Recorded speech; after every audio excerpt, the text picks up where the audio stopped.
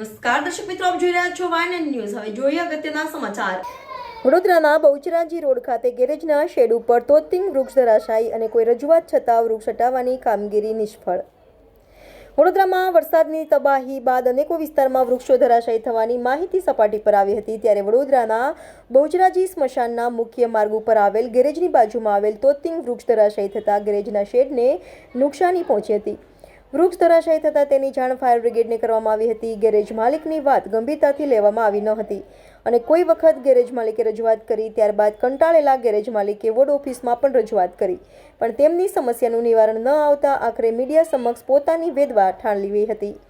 ગેરેજમાં આવેલ ગાડીઓને વરસાદને કારણે તો નુકસાની તો થઈ છે, ત્યારે પોતાના શેડને બચાવવા માટે વૃક્ષ હટાવવા કકડી રહેલા ગેરેજ માલિકનો વ્યથા તંત્રના કાર્ય ક્યારે પડશે અને તેના સમસ્યાનું નિરાકરણ ક્યારે આવશે તે જોવાનું રહ્યું। રિપોર્ટર રાહુલ રાજપૂત, વાયન ન્યૂઝ, વડોદરા।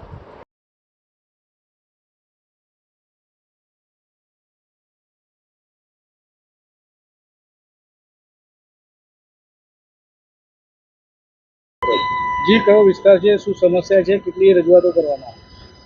બહુચરાજી રોડ ખાસવાડી સ્મશાન આ અરજી જે ફ્લડ આવ્યો, ફ્લડમાં બહુ ભારે નુકસાન થયું, ત્યારનું આ ઝાડ પડેલું છે ને ત્યારે આ ગૌરવ પંચાલનો નંબર આપ્યો, ફાયરમાં ફોન કર્યું હતો, એમનો નંબર આપ્યો, એમનો કોલ કર્યો તો એમને કીધું વોટ્સઅપ પર આના ફોટો નાખો।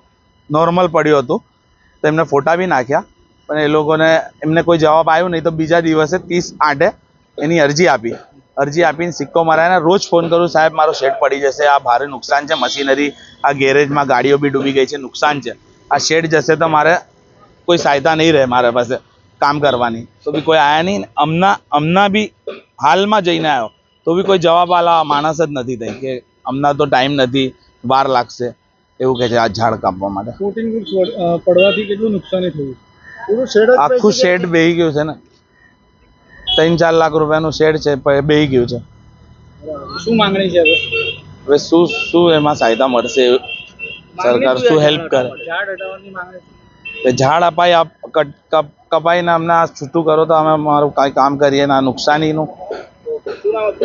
Farooq Mohammad Ali લબ્બેક। Subscribe now and press the bell icon.